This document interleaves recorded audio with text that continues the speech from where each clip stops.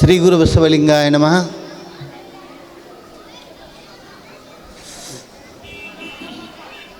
ಪರಮಗುರು ಪರಮಾರಾಧ್ಯರಣ ಬಸವಾದಿ ಪ್ರಮಥರಣ ಎನ್ನ ಹೃನ್ಮಂದಿರದಲ್ಲಿ ಸ್ಮರಣೆ ಮಾಡ್ತಾ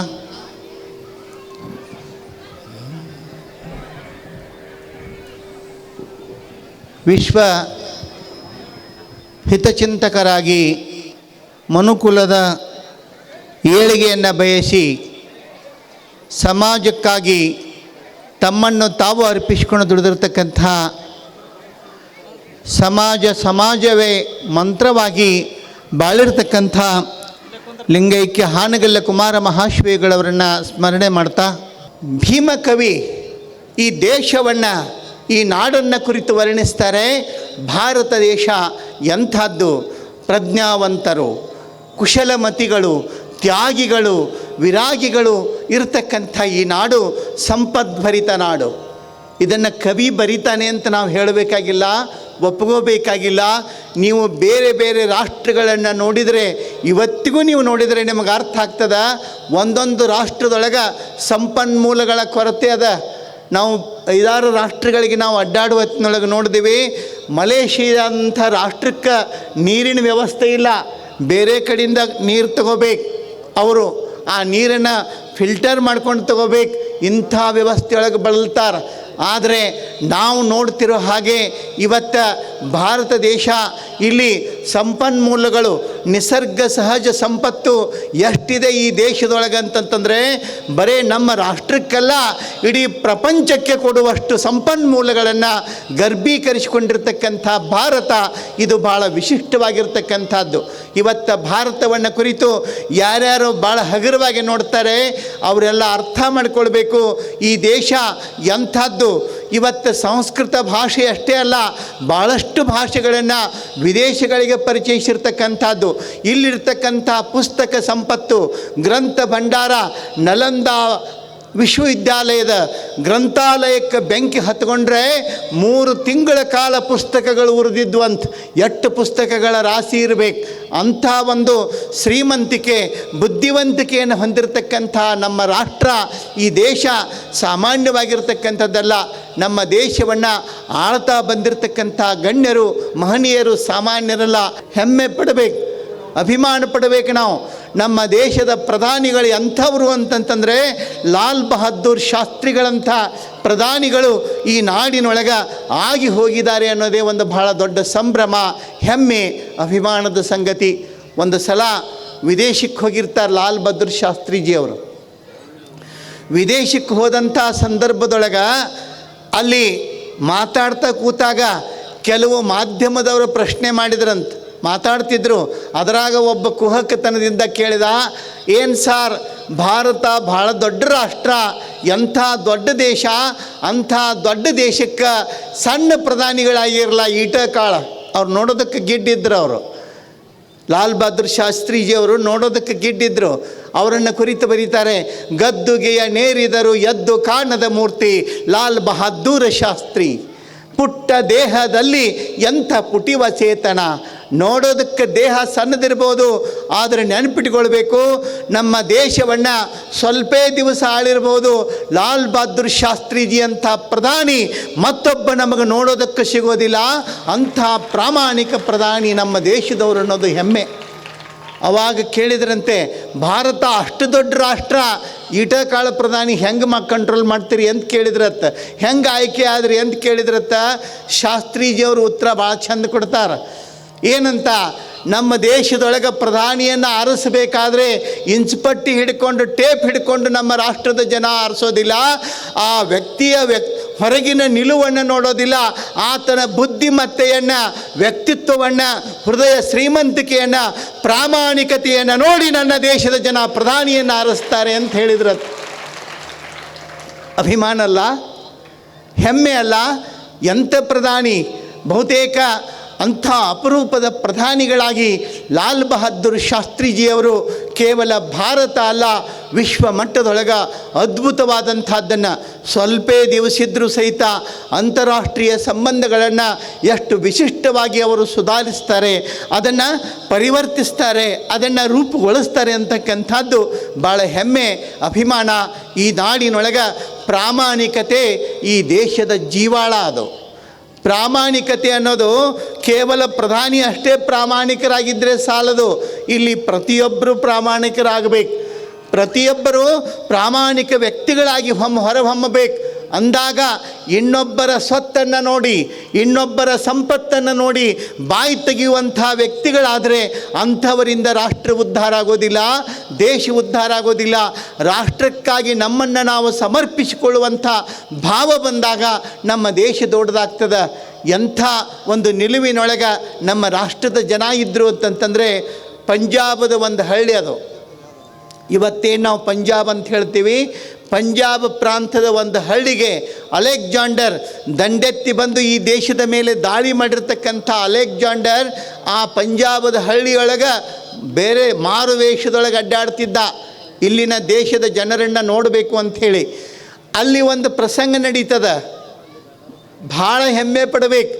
ಅದರೊಳಗೆ ರೈತರಂತೆ ಇನ್ನೂ ಹೆಮ್ಮೆ ಪಡಬೇಕು. ಅಂಥ ಒಂದು ಸಂದರ್ಭ ಅಲ್ಲಿ ನಡೀತದ. ಅದೇನು ಸಂದರ್ಭ ಅಂತಂತಂದರೆ, ಅಲೆಕ್ಸಾಂಡರ್ ಮಾರುವೇಷದೊಳಗೆ ಅಡ್ಡಾಡುವ ಹೊತ್ತಿನೊಳಗೆ ಆ ಪಂಜಾಬದ ಹಳ್ಳಿಯೊಳಗೆ ಒಂದು ಘಟನೆ ನಡೆದಿತ್ತು. ಏನು? ಒಬ್ಬ ತನ್ನ ಹೊಲವನ್ನು ಮಾರಾಟ ಮಾಡಿದ್ದ, ತನ್ನ ಜಮೀನನ್ನು ಮಾರಿದ್ದ, ಇನ್ನೊಬ್ಬ ರೈತ ಆ ಜಮೀನನ್ನು ತೊಗೊಂಡಿದ್ದ. ಮಾರ್ತೀವಿಲ್ರಿ, ನಮಗೆ ಬೇಡದವ್ರು ಏನೋ ಒಂದು ಕಾರಣಕ್ಕೂ ಜಮೀನು ಮಾರ್ತಿರ್ತೀವಿ, ಮತ್ತೊಬ್ರು ಯಾರು ತೊಗೋತಾರೆ. ಹಂಗೆ ಆ ಪಂಜಾಬದ ಹಳ್ಳಿಯೊಳಗೆ ಒಬ್ಬ ರೈತ ಏನೋ ಕಾರಣಕ್ಕೆ ಜಮೀನನ್ನು ಮಾರಿದ್ದ, ಇನ್ನೊಬ್ಬ ರೈತ ತಗೊಂಡಂಥ ರೈತ ಆ ಹೊಲದೊಳಗೆ ಉಳುಮೆ ಮಾಡೋದಕ್ಕೆ, ಗಳೆ ಹೊಡೆಯೋದಕ್ಕೆ ಎತ್ತುಗಳನ್ನ ಕಟ್ಕೊಂಡು ಗಳೆ ಹೊಡೆಯೋದಕ್ಕೆ ಹೊಲದೊಳಗೆ ಹೋಗಿ ಆ ಗಳೆ ಪ್ರಾರಂಭಿಸ್ತಾನೆ. ಗಳೆ ಹೊಡಿತಿರ್ಬೇಕಾದ್ರೆ ಏನಾಗ್ತದ, ಒಮ್ಮಿಂದೊಮ್ಮಿಗೆ ನೇಗಿಲು ನಿಂತು ಜೋರಾಗಿ ಕಸಿವಿನಿಂದ ಎತ್ತುಗಳು ಎಳೆದಾಗ ಆ ನೇಗಿಲ ಮುಂದೆ ಸಾಗಿತು. ಮುಂದೆ ಸಾಗಿದಾಗ ಆ ನೇಗಿಲಕ್ಕೆ ಒಂದು ಬಿಂದಿಗೆ, ತಾಮ್ರದ ಬಿಂದಿಗೆ ಹತ್ತಿತು. ಆ ಬಿಂದಿಗೆ ಹತ್ತಿ ಹಿಂಗೆ ಮ್ಯಾಲೆ ಎದ್ದು ಬಿಂದಿಗೆ ಹೊಳ್ಳಿ ಬಿತ್ತು. ಆವಾಗ ಆ ರೈತ ನೋಡ್ತಾನೆ, ಆ ಬಿಂದಿಗೆ ಬಾಯಿಯನ್ನು ಮುಚ್ಚಳ ಹಾಕಿದ್ರು. ತೆಗೆದು ನೋಡಿದಾಗ ಅದರೊಳಗೆ ಏನಿದ್ದು ಅಂತಂದ್ರೆ ಬಂಗಾರದ ನಾಣ್ಯಗಳು ತುಂಬಿದ್ದು, ಬಂಗಾರದ ನಾಣ್ಯಗಳು ತುಂಬಿದ್ದು. ಆ ಬಿಂದಿಗೆ ತುಂಬ ಬಂಗಾರದ ನಾಣ್ಯಗಳೇ ತುಂಬಿದ್ದು. ಕೆಲವು ಮಂದಿ ಅಂತಾರು, ನೀವೇ ಅಲ್ಲಿದ್ರಿ ಸ್ವಾಮಿಗಳು ಅವಾಗ? ಒಂದಿಟ್ಟು ಗೊತ್ತಾದ ಕೂಡಲೇ ನಮಗೆ ಫೋನರೇ ಮಾಡಬಾರ್ದನ್ರಿ. ಒಂದು ಮೆಸೇಜ್ ಹಾಕಿದ್ರು ಸಾಕಾಗಿತ್ತಲ್ರಿ, ಹೌದಾ? ಬಂಗಾರ ನಾಣ್ಯಗಳು ತುಂಬಿರ್ತಕ್ಕಂಥ ಬಿಂದಿಗೆ ಹತ್ತಿದಾಗ ರೈತ ಅಂದ, ಯಾರೂ ಇದ್ದಿದ್ದಿಲ್ರಿ ಅಲ್ಲಿ, ಯಾರೂ ನೋಡಾಕಿರಲಿಲ್ಲ. ಆ ರೈತ ಅಂದ, ಇದು ನಂದಲ್ಲ ಅಂದವು, ಇದು ನಂದಲ್ಲ ಬಿಂದಿಗೆ, ಇದನ್ನು ಯಾಕೆ ನಾನು ಹಿಡಿಬೇಕು?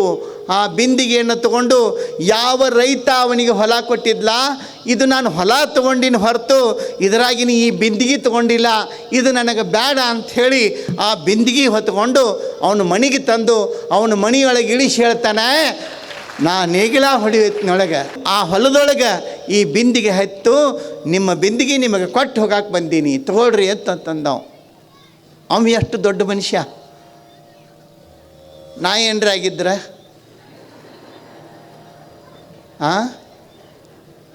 ಅವ ಎಷ್ಟು ದೊಡ್ಡ ಮನುಷ್ಯ. ಅವಂದ, ಈ ಬಿಂದಿಗೆ ನಂದ್ಯಾಕೆ ಹಾಕತಿ ಅಂದ. ಅವನಿಲ್ಲ ಅಂದವ, ಈ ಬಿಂದಿಗೆ ನಂದ್ಯಾಕೆ, ಹೊಲ ಕೊಟ್ಟಿನಂದ ಮೇಲೆ ಹೊಲದೊಳಗಿದ್ದದ್ದೆಲ್ಲ ನಿಂದ, ಅಲ್ಲಿ ಗಿಡ ಇರ್ಬೋದು, ಏನೇ ಇರ್ಬೋದು, ಎಲ್ಲ ನಿಂದ, ನನಗೆ ರೊಕ್ಕ ಬಂದದ ಮುಗೀತು. ಈ ಬಿಂದಿಗೆ ನನಗೆ ಸಂಬಂಧ ಇಲ್ಲ, ಇದು ಹತ್ತದ ಅಂತಂದಮೇಲೆ ನಿನ್ನ ದೈವ, ನಿನ್ನ ಭಾಗ್ಯ, ಅದು ನಿನಗೆ ಬಂದದ್ದು ನನಗೆ ಬೇಡ, ಇದನ್ನು ತೊಗೊಂಡು ಹೋಗು, ನಮ್ಮ ಮನ್ಯಾಗ ಇಡಬೇಡ ಅಂದವ. ಎಷ್ಟು ದೊಡ್ಡ ಮನಸ್ಸು ರೀ, ಎಷ್ಟು ದೊಡ್ಡ ಮನಸ್ಸು. ನೆನಪಿಟ್ಕೋಬೇಕು. ಇವತ್ತು ಇನ್ನುಳಿದವ್ರ ವ್ಯವಹಾರದೊಳಗೆ ಮೋಸ ಮಾಡಕ್ಕೆ ಬರ್ತೈತಿ, ಏನೇನೋ ಮಾಡ್ತಾರೆ. ಆದ್ರೆ ಈ ವ್ಯವಹಾರದೊಳಗೆ, ವೃತ್ತಿಯೊಳಗೆ ಮೋಸ ಮಾಡಲಾರ್ದಂಥ ಕಾಯಕ ದುಡಿಮೆ ಯಾರ್ದಾದ್ರೂ ಇದ್ದರೆ ನಮ್ಮ ನಾಡಿನ ಹೆಮ್ಮೆಯ ರೈತರದು ಅಂಥ ದುಡಿಮೆ ಮಾತ್ರ ಅನ್ನತಕ್ಕಂಥದ್ದು. ಮೋಸ ಮಾಡೋಕ್ಕೆ ಅವ್ರಿಗೆ ಗೊತ್ತಿಲ್ಲ, ಪಾಪ ಮೋಸ ಹೊಕ್ಕಾವು, ಅವ್ರನ್ನ ಮೋಸ ಮಾಡೋಕೆ ನಿಂತಾರೆ ಕೆಲವು ಮಂದಿ, ಅದೇ ಉದ್ಯೋಗ, ಮತ್ತೊಂದಿಲ್ಲ ಏನಿಲ್ಲ. ಆದರೆ ರೈತ ಹೇಳ್ತಾನೆ, ಇದು ನಂದಲ್ಲ, ಇದನ್ನು ತೊಗೊಂಡು ಹೋಗು ಅಂತಂದವ.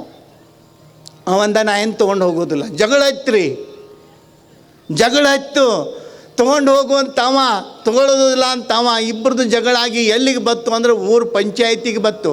ಊರು ಮುಂದೆ ಕಟ್ಟಿ ದೊಡ್ಡ ಗಿಡ ಇತ್ತು, ಗಿಡದ ಮೇಲೆ ಪಂಚಾಯಿತಿ ಕಟ್ಟಿ. ಈಗಿನಂಗೆ ದೊಡ್ಡ ದೊಡ್ಡ ಆಫೀಸ್ಗಳು ಇರಲಿಲ್ಲ ಅವಾಗ ಪಂಚಾಯಿತಿವು. ಆ ಗಿಡದ ಕಟ್ಟಿ ಮೇಲೆ ಎಲ್ಲ ಹಿರಿಯರು ಕೂಡಿದ್ರು, ಊರಿನ ಹಿರಿಯರು ಎಲ್ಲರೂ ಅಂದರು, ಏನು ನಿಮ್ಮ ಜಗಳ ಅಂದ್ಕೂಡಲೇ ಹೇಳಿದರು, ಹಿಂಗಪ್ಪ ನಾವು ತೊಗೊಂಡು ಹೊಲದೊಳಗೆ ಅವ್ನು ಹತ್ತೈತಿ ಅವನಿಗೆ ಕೊಡಾಕತ್ತೇನೆ. ಅವ ಅಂದ, ನಾ ಅವನಿಗೆ ಹೊಲ ಕೊಟ್ಟಿನ ಮೇಲೆ ಅದ್ಯಾಂಗೆ ನಂದು ಆಕತಿ, ಅದು ಅವಂದ ಅಂತ ಅವ ಅಂದ. ಇದು ಹಿರಿಯರಿಗೆ ಭಾಳ ದಿಗಲು ಬಿತ್ತು. ಯಾರಿಗಂತ ಹೇಳೋದು ಇದು? ಹೆಂಗೆ ಹೇಳಬೇಕು ನ್ಯಾಯವನ್ನು? ಬಹುತೇಕ ನಮ್ಮ ಹಿರಿಯರು ಯಾರು ಇದ್ರೆ ಮಕ್ಕಳ ನಿಮ್ಗೆ ಬೇಡಾದ್ರು ತನ್ನ ಮನೆಯಾಗಿಟ್ಟು ಹೋಗ್ರಿ ಅಂತ ಹೇಳ್ಬಿಡ್ತಿದ್ರು. ಹೌದಿಲ್ರಿ? ಪುಣ್ಯಕ್ಕೆ ಯಾರು ಇರಲಿಲ್ಲ, ಅದ ಒಂದು ಚಲೋ. ಅಲ್ಲಿ ಪಂಚರು ಕೂಡಿದರು. ಪಂಚಮುಖ ಪರಮೇಶ್ವರ ಅಂತ ಹೇಳ್ತಾರೆ. ಹಿರೇತನ ಅಂದರೆ ಏನು, ನ್ಯಾಯ ನಿರ್ಣಯ ಅಂದರೆ ಏನು, ಎಷ್ಟು ಸೂಕ್ಷ್ಮ ಇರ್ತದಂತಂದರೆ ತಕ್ಕಡಿಯ ತ್ರಾಸು ಒಂದು ಈಟು ಹೆಚ್ಚು ಕಡಿಮೆ ಆಗಬಾರ್ದದು. ಸರಿಯಾದ ನಿರ್ಣಯವನ್ನು ಕೊಡಬೇಕು. ಹಿರೇತನ ಅಂತಂತಂದರೆ ಊರಾಗ ಹಿರೇತನ ಮಾಡ್ತೀವಿ, ಪಂಚಿಕೆ ಮಾಡ್ತೀವಿ ಅಂದ್ರೆ ಅವನು ಕೂಡ ಬ್ಯಾಗ್ ಹಿಡ್ಕೊಂಡು ಅಡ್ಡಾಡಿ ಅವನ ಕಡೆ ನ್ಯಾಯ ಕೊಟ್ಟು, ಅನ್ಯಾಯ ಇದ್ರು ಇವು ಭಾಳ ಚಲೋ ಮನುಷ್ಯ ಹೇಳ್ತಾನಂತ ಹೇಳಿದಂದ್ರೆ ಅವನಿಗೆ ಹಿರಿಯರು ಅನ್ನೋದಿಲ್ಲ. ಯಾವ ಊರು ಹಿರಿಯ ಅನಿಸ್ಕೋತಾನಂತಂದರೆ ತನ್ನ ಮಕ್ಕಳೇ ಇರಲಿ, ತನ್ನ ಮನೆಯವರೇ ಇರಲಿ, ತನ್ನ ತಮ್ಮನೇ ಇರಲಿ, ತಪ್ಪು ಮಾಡಿದ್ರೆ ಅದು ತಪ್ಪಂತ ಯಾವ ಹೇಳ್ತಾನೆ ಅವ ಆ ಊರಿನ ದೇವರು, ಅವ ಆ ಊರಿನ ಪಂಚ. ಅಲ್ಲಿ 5 ಮಂದಿ ಪಂಚರು ವಿಚಾರ ಮಾಡಿದರು, ಹೆಂಗೆ ಬಗೆಹರಿಸಬೇಕು. ಭಾಳ ಶಾಣ್ಯರಿದ್ರು ಅವ್ರು ಶಾಣ್ಯರಿದ್ರು ಅನ್ನೋ ಕಾರಣಕ್ಕೇ ಅವ್ರನ್ನ ಪಂಚರು ಅಂತಾರೆ ಏನ್ರಿ. ಅಷ್ಟು ಶಾಣ್ಯರಿದ್ರು. ವಿಚಾರ ಮಾಡಿದ್ರು ಅವರು. ವಿಚಾರ ಮಾಡಿ ಹೇಳ್ತಾರೆ, ಏನಿಲ್ಲ, ಇದು ಯಾರು ಹೊಲ ಕೊಟ್ಟಾರ, ಯಾರು ತೊಗೊಂಡಲ್ಲಿ ಏನಾಗಿತ್ತು ಅಂತಂತಂದ್ರೆ, ಹೊಲ ಕೊಟ್ಟವನ ಮನೆಯೊಳಗೆ ಒಬ್ಬಾಕಿ ಹೆಣ್ಮಗಳಿದ್ದಳು, ಮದುವೆಯಾಗೋ ಹುಡುಗಿದ್ದಳು. ಹೊಲ ತೊಗೊಂಡವನ ಮನೆಯೊಳಗೆ ಒಬ್ಬ ಮದುವೆಯಾಗೋ ಹುಡುಗಿದ್ದ. ಅವ್ರು ಹಿರಿಯರಂದರು, ಆ ಬಂಗಾರದ ಬಿಂದಿಗೆ ಕೊಟ್ಟು ಆ ಹುಡುಗಿನ ಕೊಟ್ಟು ಮದುವೆ ಮಾಡಿ ಅದನ್ನು ಕೊಟ್ಟು ಕಳಿಸಿಬಿಡ್ರಿ, ನ್ಯಾಯ ಮುಗೀತು, ಮ್ಯಾಲೆ ಹೇಳ್ರಿ ಅಂತ ಅಂದುಬಿಟ್ರು ಅವರು. ಎಷ್ಟು ಚಂದ ನ್ಯಾಯ ನಿರ್ಣಯ, ಎಂಥ ಪ್ರಾಮಾಣಿಕತೆ. ಇನ್ನೊಬ್ಬರ ಸ್ವತ್ತು ನಂದಂತ ಹೇಳುವಂಥದ್ದಲ್ಲ. ಬಹುತೇಕ ನೋಡ್ರಿ ನೀವು, ಯಾರ್ದಾರ ಏನರ ಕಳೆದು ಸಿಕ್ತಂತಂದ್ರೆ ಇದು ನಿಂಬದನಂತ ಕೇಳ್ರಿ, ಹೌದು ರೀ ನಂದ ಇದ್ದಂಗಿತ್ತು, ತಡ್ರಿ ಇರೋದನೇ ಇಲ್ಲರಿ. ಒಂದು ಕೇಳಿದ ಕೂಡಲೇ ಕೈ ಕಿಸದ ಕೈ ಹಾಕ್ತಾನೆ, ನಿಂದನಂತ ಕೇಳಿರ್ಬೇಕಲ್ಲ. ಅವ್ರನ್ನ ನೆನಪಿಟ್ಕೋಬೇಕು. ಒಂದು ಮಾತು ನಿಮಗೆ ಭಾಳ ಚಂದ ಹೇಳ್ತೀನಿ, ಲಕ್ಷ್ಯ ಇಟ್ಕೊಳ್ರಿ. ನಿಮ್ಮದಲ್ಲದ ಪರೀಕ್ಷೆ ಮಾಡಿ ನೋಡ್ರಿ, ನಾನು ಹೇಳ್ತೀನಂತೂ ನಂಬಾಕೆ ಹೋಗಬೇಡ್ರಿ. ನಿಮ್ಮದಲ್ಲದ, ನಿಮಗೆ ಸಂಬಂಧ ಇರಲಾರ್ದು ಬೇರೆಯವರ 10 ರೂಪಾಯಿಯನ್ನು ಅನವಶ್ಯಕವಾಗಿ ನೀವು ತೊಗೊಂಡು ಇಟ್ಕೋರಿ. ಆ 10 ರೂಪಾಯಿ ನಿಮ್ಮ 100 ರೂಪಾಯಿ ಒಯ್ಲಿಲ್ಲ ಅಂತಂದ್ರೆ ನನಗೆ ಬಂದು ಹೇಳ್ರಿ, ಉಳಿತ್ರಿ ನಮ್ದು ಅಂತ ಹೇಳಿ. ಸಾಧ್ಯ ಇಲ್ಲ, ಯಾವನಿಗೂ ದಕ್ಕೋದಿಲ್ಲ. ನೆನಪಿಟ್ಕೊಳ್ರಿ. ಅನಾಯಾಸವಾಗಿ ಇನ್ನೊಬ್ಬರನ್ನು ಮೋಸ ಮಾಡಿ, ಇನ್ನೊಬ್ಬರನ್ನು ವಂಚಿಸಿ, ಅದಕ್ಕೆ ಹೇಳ್ತಾರೆ ಒಬ್ಬರ ಮನೆಯ ಘಾತವ ಮಾಡಿ ಗಂಗೆಯಲ್ಲಿ ಮುಳುಗಿದರಾಗುವುದೇನಯ್ಯ. ಸಿದ್ದರಾಮೇಶ್ವರರ ವಚನ. ಒಬ್ಬರ ಮನವ ನೋಯಿಸಿ, ಒಬ್ಬರ ಮನೆಯ ಘಾತವ ಮಾಡಿ ಗಂಗೆಯಲ್ಲಿ ಮುಳುಗಿದರಾಗುವುದೇನಯ್ಯ. ಭಾಳ ಮಂದಿ ಇನ್ನೊಬ್ಬರು ಗೋಣು ಮರಿಯೋದು, ಇನ್ನೊಬ್ಬರಿಗೆ ಮೋಸ ಮಾಡೋದು, ಇನ್ನೊಬ್ಬರದ್ದು ಆಸ್ತಿ ಎತ್ತಿ ಹಾಕೋದು, ಯಾರ್ದರ ಹೊಲ ಯಾರ್ದರ ಹೆಸರಿಗೆ ಬರೆಸೋದು, ಇನ್ನೊಬ್ಬರ ಸ್ವತ್ತು. ಶರಣರು ನೋಡ್ರಿ, ಅದನ್ನು ಪಾಪ ಅಂತ ಕರೆದ್ರು. ಪಾಪ ಅಂತ ಕರೆದ್ರು. ಪರರ ಸೊಮ್ಮು ಅದು ನಂಬದಾಗೋದಿಲ್ಲ. ಅಂಥ ಒಂದು ಪ್ರಾಮಾಣಿಕವಾದಂಥದ್ದು. ನೇಮದ ಕೂಲಿಯು ಅಂದಿನ ನಿಯಮಕ್ಕೆ ಸಂದಿರಬೇಕು ಕಾಯಕ ಧರ್ಮ. ಕಾಯಕ ಕಾಯಕ ಕಾಯಕ ಭಾಳ ದೊಡ್ಡ ಬಾಯಿ ತೆಗೆದು ಹೇಳ್ತೀವಿ ನಾವು. ಕಾಯಕ ಎಷ್ಟು ಚಂದ ಹೇಳ್ತೀವಿ. ಕಾಯಕವೇ ಕೈಲಾಸ ಅಂತೀವಿ. ಏನು ಕಾಯಕ? ಶರಣರು ಹೇಳ್ತಾರೆ, ನೇಮದ ಕೂಲಿಯು ಅಂದಿನ ನಿಯಮಕ್ಕೆ ಸಂದಿರಬೇಕು ಕಾಯಕ ಧರ್ಮ. ಅವತ್ತು ದುಡಿದದ್ದು ಅವತ್ತು ಮುಗಿಬೇಕು, ಅದು ದಾಸೋಹ ಆಗಬೇಕು, ಅದಕ್ಕೆ ಕಾಯಕ ಅಂತಾರೆ. ನಾವು ಯಾರ್ದರ ತಂದು ಕಟ್ಟು ಹಾಕಿ ಜೋಡಿಸಿ ಒಂದ್ರ ಮ್ಯಾಲೆ ಒಂದು ಇಟ್ಕೋತ ಜೋಡಿಸ್ಕೋತ ಕೂತ್ರೆ ಅದಕ್ಕೆ ಕಾಯಕ ಅನ್ನೋದಿಲ್ಲ. ಯಾವುದು ಕಾಯಕ ಆಗ್ತದಂತಂದರೆ ಬಂದದ್ರೊಳಗೆ ಎಲ್ಲರಿಗೂ ಹರಿದು ಹಂಚಿ ದುಡಿಯೋದು ಕಾಯಕ ಅಲ್ಲ. ಬಂದಿರತಕ್ಕಂಥ ಸಂಪತ್ತನ್ನು ಇರಲಾರ್ದವರಿಗೆ, ನೀವು ಉಣ್ಣುವೊತ್ತಿನೊಳಗೆ ಯಾರಾದರೂ ಉಪವಾಸ ಕೂತವ್ರು ಕಂಡ್ರೆ ಅವರಿಗೆ ಹಂಚಿ ಉಣ್ತಕ್ಕಂಥದ್ದು. ನಮ್ಮ ನಾಡಿನೊಳಗೆ ಬೇಕಾದಂಥ ಬರಗಾಲ ಬರಲಿ. ನೋಡ್ರಿ ಎಂಥೆಂಥ ಬರಗಾಲನ್ನು ಕರ್ನಾಟಕ ಫೇಸ್ ಮಾಡ್ಯದ. ನೆನಪಿಟ್ಕೋಬೇಕು, ಈ ನಾಡಿಗೆ ಬರಗಾಲ ಬರಲಿ, ಮಹಾಪೂರ ಬರಲಿ. ಬಂದಾಗ ಈಗ ನೋಡ್ರಿ ಮೊನ್ನೆ ಮಹಾಪೂರ ಆಯ್ತು, ಎಷ್ಟು ದುರಂತಗಳಾದವು. ಆದರೆ ನೆನಪಿಟ್ಕೋಬೇಕು, ಸಂತ್ರಸ್ತರಿಗೆ ಅವತ್ತಿಂದ ಅವತ್ತಿಗೆ ನೆರವಾಗಿ ಅವರಿಗೆ ಕೈ ಹಿಡಿದು ಗಂಜಿಯನ್ನು ಕೊಟ್ಟು ಅವರನ್ನು ಉಪಚಾರ ಮಾಡಿದ್ರಲ್ಲ ನಮ್ಮ ನಾಡಿನ ಜನರ ಹೃದಯ ಶ್ರೀಮಂತಿಕೆ. ಇದನ್ನು ತಂದು ಕೊಟ್ಟು ಅವರನ್ನು ಉಪಚರಿಸಿ ಅವರಿಗೆ ತೊಂದರೆ ಆಗಲಾರ್ದಂಥ ರೀತಿಯೊಳಗೆ ತಮ್ಮ ಮನೆಯೊಳಗೆ ಇದ್ದದ್ದನ್ನು ಓದು ಅವರಿಗೆ ನೀಡಿ ಸಂತೋಷಪಟ್ಟರಲ್ಲ ನಮ್ಮ ಜನರ ಹೃದಯ ಶ್ರೀಮಂತಿಕೆ. ಆದ್ರೆ ಒಂದು ಮಾತು ಕೇಳ್ತೀನಿ, ನಮ್ಮ ಜನರಿಗೆ ಇಂಥ ಒಂದು ಹೃದಯ ಶ್ರೀಮಂತಿಕೆಯನ್ನು, ಇಂಥ ಒಂದು ದಾಸೋಹ ಸಂಸ್ಕಾರವನ್ನು ಯಾರು ಕೊಟ್ಟರು ಅಂತಂದರೆ, ಇವತ್ತು ನಾಡಿನೊಳಗೆ ಇನ್ನೊಬ್ಬರ ಕಷ್ಟದೊಳಗಿದ್ದವರ ಕಣ್ಣೀರು ಒರೆಸಿ ಅವರಿಗೆ ಎಡೆ ಮಾಡಿ ಅವರನ್ನು ಮುನಿಸಿ ಸಂತೋಷ ಪಡುವಂಥ ದಾಸೋಹ ಸಂಸ್ಕೃತಿ ಈ ನಾಡಿನೊಳಗೆ ಉಳಿದಿದ್ದರೆ ಅದು 12ನೇ ಶತಮಾನದ ಅಪ್ಪ ಬಸವಣ್ಣನವರ ಪುಣ್ಯದಿಂದ ಆಡ್ತಕ್ಕಂಥ ಮಾತನ್ನು ನಾವು ಮರಿಬಾರ್ದು. ಇಂಥ ಸಂಸ್ಕಾರವನ್ನು ಯಾರು ಕೊಟ್ಟರು? ಕಾಗೆ ಒಂದಗುಳ ಕಂಡರೆ ಕೂಗಿ ಕರೆಯದೆ ತನ್ನ ಬಳಗವ, ಕೋಳಿ ಒಂದು ಗುಡುಕು ಕಂಡರೆ ಕೂಗಿ ತರೆಯದೆ ತನ್ನ ಕುಲವ. ನೋಡ್ರಿ, ಭಕ್ತಿ ಪಕ್ಷವಿಲ್ಲದಿದ್ದರೆ ಅವುಗಳನ್ನು ಹಂಚಿ ಉಣ್ಣುವಂಥ ಭಾವ ಇರದಿದ್ದರೆ ಆ ಕಾಗೆ ಕೋಳಿ ಕರೆಗಂತ ಕರಕಷ್ಟ ಕಾಣ ಅಂತ ಹೇಳ್ತಾರೆ ಶರಣರು. ಇನ್ನೊಬ್ಬರಿಗೆ ನೀಡಿ ಇನ್ನೊಬ್ಬರಿಗೆ ಹಂಚಿ ಉಣ್ಣತಕ್ಕಂಥದ್ದು ದಾಸೋಹ ಸಂಸ್ಕೃತಿ. ನೋಡ್ರಿ ಎಂಥ ದಾಸೋಹ! 12ನೇ ಶತಮಾನದೊಳಗೆ ಕಲ್ಯಾಣದ ಅರಮನೆಯೊಳಗೆ ಬಸವಣ್ಣನವರ ಮಹಾಮನೆಯೊಳಗೆ ದಾಸೋಹ ನಿತ್ಯ ನಡೀತಿತ್ತು ಅಂತಕ್ಕಂಥದ್ದನ್ನು ಕೇಳ್ತೀವಿ. ಅದು ಕಲ್ಯಾಣದ ಮಾತು, ಕಲ್ಯಾಣದ ಸುದ್ದಿ. 12ನೇ ಶತಮಾನದ ಕಥೆ ಅಂತಲ್ಲ. 12ನೇ ಶತಮಾನ ಕಲ್ಯಾಣದ ಶತಮಾನ, ಶರಣರ ಶತಮಾನ, ಅದು ದಾಸೋಹದ ಶತಮಾನ ಅಂತ ಅಲ್ಲಿಗೆ ಮುಗಿಲಿಲ್ಲ. 12ನೇ ಶತಮಾನದ ಶರಣ ಸಂಸ್ಕೃತಿ, ದಾಸೋಹ ಸಂಸ್ಕೃತಿ ಇವತ್ತು ನಾಗನೂರಿನೊಳಗೂ ಸಹಿತ ಅಂಥದ್ದೇ ದಾಸೋಹ ಸಂಸ್ಕೃತಿಯನ್ನು ಮಾಡೋ ಮೂಲಕ ಇದು ನಾಗನೂರು ಇವತ್ತು ಮರಿ ಕಲ್ಯಾಣ ಅನ್ನೋ ರೀತಿಯೊಳಗೆ ತನ್ನ ಕೀರ್ತಿಯನ್ನು ಬೆಳೀತಿದ್ರೆ 12ನೇ ಶತಮಾನದ ಸಂಸ್ಕೃತಿ ಅಲ್ಲಿಗೆ ನಿಂತಿಲ್ಲ. ಶರಣರ ಯುಗ 12ನೇ ಶತಮಾನಕ್ಕೆ ಮುಗಿಲಿಲ್ಲ, ಅದು ಶತಶತಮಾನಕ್ಕೂ ಸಹಿತ ಮುಂದುವರಿಯುವಂಥ ಜೀವಂತ ನದಿಯಾಗಿ, ಜೀವಂತ ಗಂಗೋತ್ರಿಯಾಗಿ ಹರಿತಕ್ಕಂಥದ್ದು ಈ ನಮ್ಮ ನಾಡಿನ ಹೆಮ್ಮೆ, ಅಭಿಮಾನ ಅನ್ನತಕ್ಕಂಥ ಮಾತನ್ನು ನಾವು ಮರಿಬಾರ್ದು. ಶರಣರ ವಚನಗಳನ್ನು ಕೇಳೋದ್ರಿಂದ ಏನ್ರಿ ನಾವು ಏನು ಕೇಳಬೇಕು? ಶರಣರ ವಚನಗಳನ್ನು ಕೇಳಬೇಕು. ಏನು ನೋಡಬೇಕು? ಬಸವಾದಿ ಶಿವಶರಣರನ್ನು ನೋಡಬೇಕು. ಏನು ಪೂಜೆ ಮಾಡಬೇಕು? ಗುರು ಕೊಟ್ಟ ಇಷ್ಟಲಿಂಗವನ್ನು ಅಂಗೈಯಲ್ಲಿಟ್ಟು ಪೂಜೆ ಮಾಡಬೇಕು. ನೆನ್ಪಿಟ್ಕೊಳ್ರಿ, ಬೆಳಿಗ್ಗೆ ನೋಡ್ರಿ, ಹೊತ್ತಾರೆ ಎದ್ದು ಅಗ್ಗವನೆ ಪತ್ರೆ ಪುಷ್ಪವ ತಂದು ಅಂತ ಹೇಳ್ತಾರೆ ಶರಣರು. ಬೆಳಗ್ಗೆ ಬೇಗ ಎದ್ದು ಯಾರು ಲಿಂಗಾರ್ಚನೆಯನ್ನು ಮಾಡ್ತೀರಿ, ಯಾರು ಇಷ್ಟಲಿಂಗ ಪೂಜೆಯನ್ನು ಮಾಡ್ತೀರಿ, ತಪ್ಪುವವು ಅಪಮೃತ್ಯಂಗಳು ಅಂಥೇಳಿ ಶರಣರು ಹೇಳ್ತಾರೆ. ನಾನು ಹೇಳಕತ್ತಿಲ್ಲ ಇದನ್ನು. ಬೆಳಗ್ಗೆ ಬೇಗ ಎದ್ದು ನೀವು ಲಿಂಗ ಪೂಜೆ ಮಾಡೋಕ್ಕೆ ಸ್ಟಾರ್ಟ್ ಮಾಡಿರಿ, ನಿಮಗೆ ಹಾರ್ಟ್ ಅಟ್ಯಾಕ್ ಆಗೋದು ಸಹಿತ ದೂರ ಹೊಕ್ಕತಿ, ಉಳಿತೀರಿ, ಇನ್ನಷ್ಟು ದಿವಸ ಉಳಿತೀರಿ. ಭಾಳ ಮಂದಿ ಎದಕ್ಕೋ ಹೇಳ್ತಾರೆ, ಆಗಲೇ ಹೇಳ್ರು ಇಷ್ಟು ಲಿಂಗ ಕಟ್ಕೋರಿ, ಅದು ಕಟ್ಕೋರಿ, ನೀವು ಉದ್ಧಾರ. ನಮ್ಮ ಶಂಕರ ಗುಡಿಸ್ ಭಾಳ ಚಂದ ಹೇಳ್ರು, ಉಳ್ಕಿದ ಕಟ್ಕೋಲಿಕ್ಕೆ ಬಿಡವಲ್ರಿ. ಯಾಕೆ? ಮಣ್ಣು ಕೊಡುವ ಹೊತ್ನ್ಯಾಗ ನಾವು ಹೋಗಿರ್ತೀವ್ರಿ ಒಂದೊಂದು ಸಲ. ಅಲ್ಲಿ ಹೋದಾಗ ನೋಡ್ಬೇಕು ನಮ್ಮ ಹಣೆ ಬರ ಇಟ್ಟು ಕೆಟ್ಟಿರ್ತತಿ. ಅವ್ರದ್ದಲ್ರಿ, ನಂಬದು ಅವ್ರದ್ದಲ್ಲ. ಅವ್ರು ಹೋಗಿರ್ತಾರೆ, ಅವ್ರದ್ದೇನು ತೆಗೆದಿರ್ತೈತ್ರಿ ಅಲ್ಲಿ. ಅದನ್ನು ನೋಡೋ ಕೆಟ್ಟದ್ದು ನಮ್ಮ ಟೈಮ್, ಸುಮಾರು ಟೈಮ್ ಏನಂತಂದ್ರೆ, ನೆನ್ಪಿಟ್ಕೊಳ್ರಿ, ನಿಮ್ಮ ಮೈ ಮೇಲೆ ಬೇಕಾದಷ್ಟು ಇರಲಿ, ಒಂದು ಗುಂಜಿಯನ್ನು ಸಹಿತ ಬಿಡೋದಿಲ್ಲ. ನೀವು ಸತ್ತಾಗ ನಿಮ್ಮ ಗುಡ ಬರ್ತಕ್ಕಂಥದ್ದು ಬೇರೆ ಯಾರೂ ಬರೋದಿಲ್ಲ. ಇಷ್ಟಲಿಂಗ ಒಂದು ಮಾತ್ರ ನಿಮ್ಮ ಗುಡ ಬರ್ತದ, ಇನ್ನು ಉಳಿದದ್ದು ಯಾವುದೂ ಬರೋದಿಲ್ಲ. ನಿಮ್ಮ ಜೊತೆಗೆ ಬರೋದನ್ನು ಇಟ್ಕೊಳ್ಳೋದು ಮರಿಬೇಡ್ರಿ. ಇರಲಿಲ್ಲ ಅಂದ್ರೆ ಅವ್ರು ನಮ್ಮ ಸ್ವಾಮಿಗಳು ಆಗಿಂದಾಗ ಶನೆತನ ಮಾಡ್ತಾರೆ. ಅಲ್ಲೇ ಒಂದಿಷ್ಟು ನೀರು ಹಾಕಿ ಮಣ್ಣು ರಾಡಿ ಮಾಡಿ ಒಂದಿಟ್ಟು ಗುಂಡಕ್ಕೆ ಉಳ್ಳಾಡಿಸಿ ಲಿಂಗದ ಗತೆ ಮಾಡಿ ಕೈಯಾಗಿಟ್ಟು, ದರಿದ್ರ ನನ್ನ ಮಗನೇ, ಇದ್ದಾಗಂತಿ ಕಟ್ಕೊಳ್ಳಿಲ್ಲ, ಇದ್ದಾಗಂತಿ ಪೂಜಾ ಮಾಡಲಿಲ್ಲ, ಮಣ್ಣಾಗಾಕೆ ಬಂದು ಮಣ್ಣಾಗೋತ್ನೊಳಗೆ ಮಣ್ಣು ತೊಗೊಂಡು ಸಾಯಿ ಹಾಳಾಗಿ ಹೋಗತ್ತೆ ಹೇಳಿ ಇಟ್ಟು ಅಲ್ಲಿಗೆ ತಂದು ಹಚ್ತಾರೆ ನಿಮ್ಮ ಪರಿಸ್ಥಿತಿ. ಮಣ್ಣು ಕಲಿಸಿ ರಾಡಿ ಮಾಡಿ ಮಣ್ಣಿಂದಿಟ್ಟುಕೊಳ್ಳೋ ಬದಲಿ ಗುರುಗಳ ಅಮೃತ ಹಸ್ತದಿಂದ, ಗುರುಗಳ ಲಿಂಗ ಹಸ್ತದಿಂದ ಲಿಂಗವನ್ನು ತಗೊಂಡು ಲಿಂಗವೇ ನೀವಾಗತಕ್ಕಂಥ ಮಹಾಲಿಂಗ ಯೋಗ, ಅದನ್ನು ಮರಿಬೇಡ್ರಿ, ಅದನ್ನು ಕಳ್ಕೋಬೇಡ್ರಿ. ಅದು ಜೀವನದೊಳಗೆ ದೊಡ್ಡ ಅವಕಾಶ. ನಮ್ಮ ಬದುಕು ಎಲ್ಲಿ ಸುಂದರ ಆಗ್ತದಂತಂದರೆ ಧರ್ಮ ಸಂಸ್ಕೃತಿಯಿಂದ ನಮ್ಮ ಬದುಕು ಸುಂದರ ಆಗ್ತದೆ.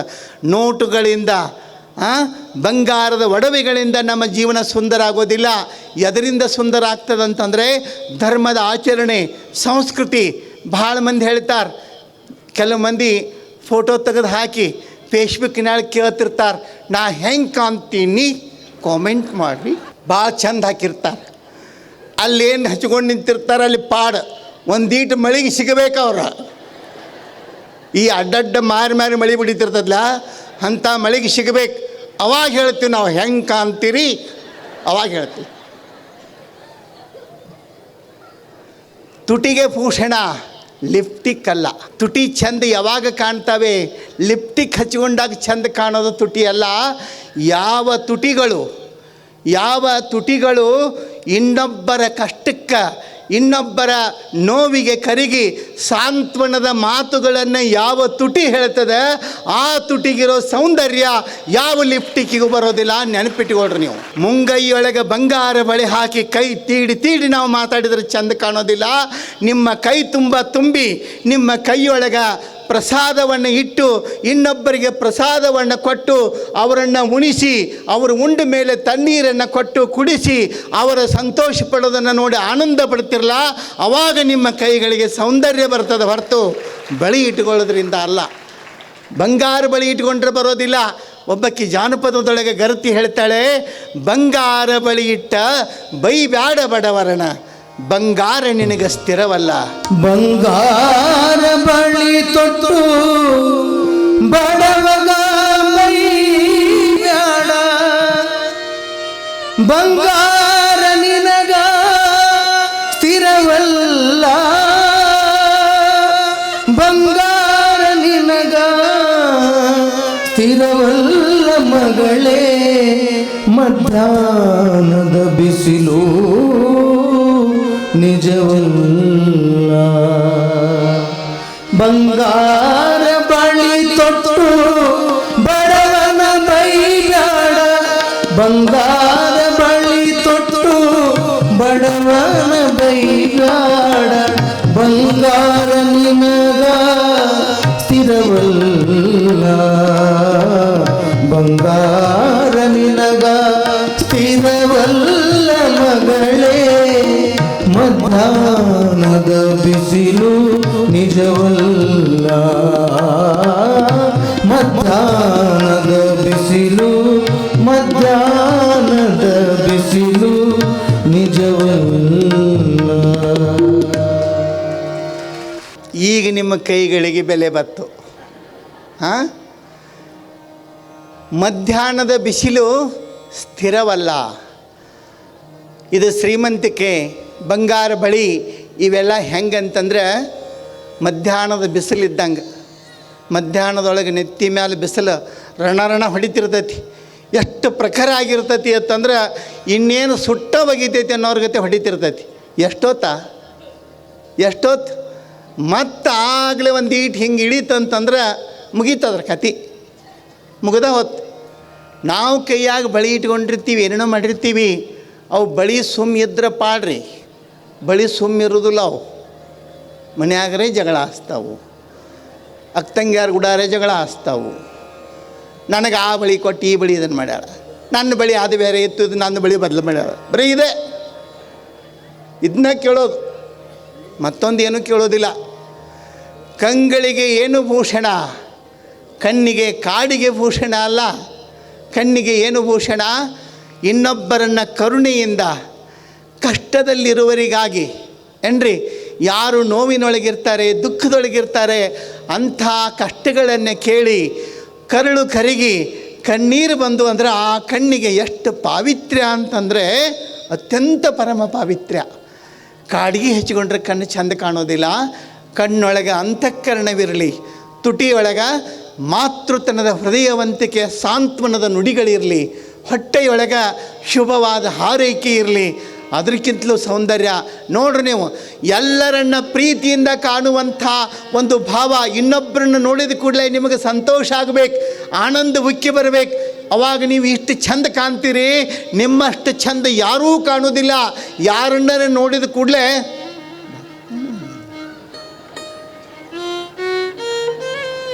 ನೋಡಿದು ಕೆಲವು ಮಂದಿ ಅಂತಿರ್ತಾರೆ, ಅವ್ರನ್ನ ನೋಡ್ರಿ ನನಗೆ ದಗ ದಗ ದಗ ದಗ ಬೆಂಕಿ ಹಿತ್ತದಂಗೆ ಆಕತ್ತೆ.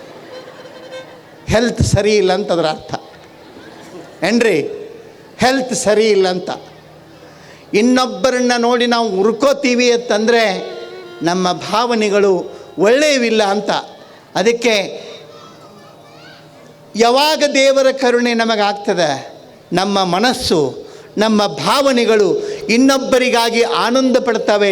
ಇನ್ನೊಬ್ಬರ ಸೌಂದರ್ಯವನ್ನು ನೋಡಿ, ಇನ್ನೊಬ್ಬರು ಚಲೋ ಇರೋದನ್ನು ನೋಡಿ. ಕೆಲವು ಮಂದಿ ಏನ್ರಿ ಚಂದಂದು ತೊಟ್ಕೊಂಡಿದ್ರಂತಂದ್ರೆ ಎಷ್ಟು ದಿಮಾಕ್ ನೋಡು, ಎಷ್ಟು ದಿಮಾಕ್ ನೋಡು. ಪಾಪ ತಂದು ಉಟ್ಕೊಂಡು ಬರುವಂಗೆ ಬಂದಿರ್ತೈತಿ. ಏನು ಮಾಡಿರ್ತೈತಿ ಅದು? ಏನಿಲ್ಲ. ಆದರೂ ಇವ್ರಿಗೆ ಹಂಗೆ ಹಾಕಿರ್ತೈತಿ. ಆ ದೃಷ್ಟಿಯೊಳಗೆ ಬಹುತೇಕ ನಾ ಯಾಕೆ ಈ ಮಾತು ಹೇಳಾಕತ್ತೀನಿ ಅಂತಂದ್ರೆ, ಎಲ್ಲರೂ ನಿಮ್ಮಂಗೆ ಚಲೋ ಇರೋದಿಲ್ಲ ರೀ ಏನ್ರಿ? ಎಲ್ಲರೂ ನಿಮ್ಮಂಗೆ ಚಲೋ ಇರೋಕ್ಕೆ ಸಾಧ್ಯ ಇಲ್ಲ. ಇಂಥ ಮಂದಿನೂ ಬೇರೆ ಬೇರೆ ಕಡೆ ನೋಡಿದ್ದು ಹೇಳಾಕತ್ತೀನಿ ನಾನು ಏನ್ರಿ? ಆ ಹಿನ್ನೆಲೆಯೊಳಗೆ ಶರಣರು ಇನ್ನೊಬ್ಬರಿಗಾಗಿ ಶರಣರ ಮನಸ್ಸು ಮಿಡೀತು. ಇನ್ನೊಬ್ಬರ ಕಷ್ಟಕ್ಕಾಗಿ ಶರಣರು ಕರಗಿದ್ರು. ಅದಕ್ಕೆ ಹೇಳ್ತಾರೆ, ಅಕ್ಕ ಮಾದೇವಿ ಹೇಳ್ತಾಳೆ ನೋಡ್ರಿ, ಮನ ಕರಗದವರಲ್ಲಿ ಗಂಧಾಕ್ಷತೆಯನ್ನೊಲ್ಲೆಯ್ಯ ನೀನು. ಇನ್ನೊಬ್ಬರ ಕಷ್ಟವನ್ನು ನೋಡಿ ನಮ್ಮ ಮನಸ್ಸು ಕರಗಬೇಕು. ಅಲ್ಲಿ ದೇವರ ಪೂಜೆ ಸಾರ್ಥಕವಾದ ದೇವರ ಪೂಜೆ, ನಿಜವಾದ ದೇವರ ಪೂಜೆ ಆಗ್ತದೆ. ಆ ಕಾರಣಕ್ಕೆ ಇಲ್ಲಿ ಭೀಮಕವಿ ಈ ದೇಶವನ್ನು ಕುರಿತು, ಇಲ್ಲಿಯ ಭಾಷೆಯನ್ನು ಕುರಿತು, ಇಲ್ಲಿಯ ಸಂಸ್ಕೃತಿಯನ್ನು ಕುರಿತು, ಇಲ್ಲಿಯ ಮಹಿಳೆಯರನ್ನು, ಮಕ್ಕಳನ್ನು, ಶರಣರ ಸಾತ್ವಿಕ ಬದುಕನ್ನು ಕುರಿತು ಅದ್ಭುತವಾಗಿ ಪುರಾಣದೊಳಗೆ ಬರೀತಾನೆ. ಶರಣರು ಹಳ್ಳಿ ಸೊಗಡಿನ ಗ್ರಾಮೀಣ ಸಂಸ್ಕೃತಿಯ ರೈತ ಬದುಕನ್ನು ಪ್ರೀತಿಸಿರ್ತಕ್ಕಂಥವ್ರು. ಒಕ್ಕಲಿಗ ಮುದ್ದಣ್ಣ ಅಂತ ಬರ್ತಾನೆ, ತುರ್ಗಾಹಿ ರಾಮಣ್ಣ ಅಂತ ಬರ್ತಾನೆ, ಒಕ್ಕಲಿಗ ಮುದ್ದಣ್ಣ, ಡೋಹರ ಕಕ್ಕಯ್ಯ, ಮಾದರ ಚೆನ್ನಯ್ಯ, ಎಲ್ಲರೂ ನನ್ನವ ಅಂತ ಹೇಳ್ತಕ್ಕಂಥ ಅಪರೂಪದ ನಮ್ಮ ನಾಡಿನ ಸಂಸ್ಕೃತಿ ಅದು ಶರಣ ಸಂಸ್ಕೃತಿ. ಅಂಥ ಸಂಸ್ಕೃತಿಯ ವಾರಸುದಾರರಾಗಿ ಶಿವನೇ ಬಸವ, ಬಸವ ಶಿವನೇ ಅಂತ ಹೇಳ್ತಕ್ಕಂಥ ಶಿವನೂ ಅದಾನೆ, ಬಸವನೂ ಅದಾನೆ.